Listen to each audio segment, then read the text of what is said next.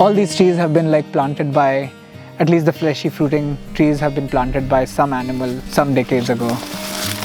We are in the Mountain Lake Wilderness, which is a part of George Washington and Jefferson National Forest. We have a seed dispersal project here where we've set up a lot of cameras on the most abundant fruiting species to see what comes to eat and what disperses them likely.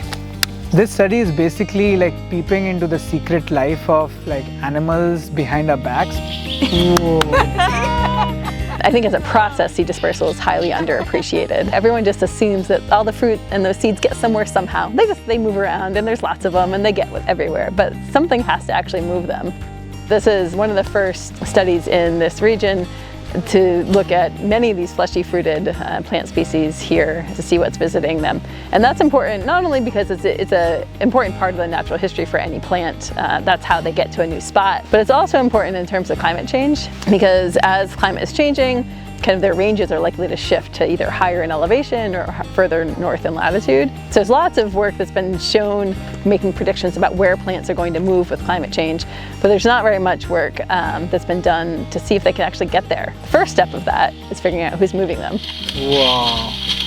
Once we establish what eats what and we look at the connections and the network of interactions, then the second step is to see how interdependent the interactions are, and then climate change could result in mismatch of interactions. So there could be a mismatch in the time the plant is fruiting and the time when the animals are ready to disperse them. I grew up in India and I'm from India, so I've always been interested in natural history and wildlife. This was the first time I came to the US, and apart from the culture, even the forests were entirely new, so I was a little disoriented in the beginning. So far the journey has been great in terms of all the resources and the support that I've gotten from my advisor and the department and CNRE.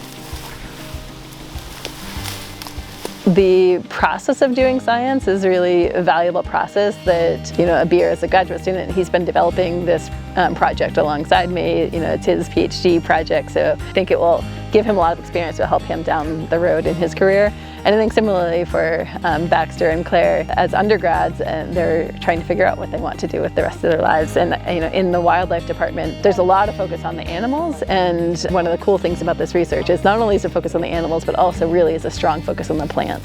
The diversity of the Southern Appalachians is really impressive, and there's a lot of fleshy fruited plant species, and people just haven't studied this yet. And so it's neat to be able to add a research project in our own backyard that is focusing on something that's relatively underappreciated.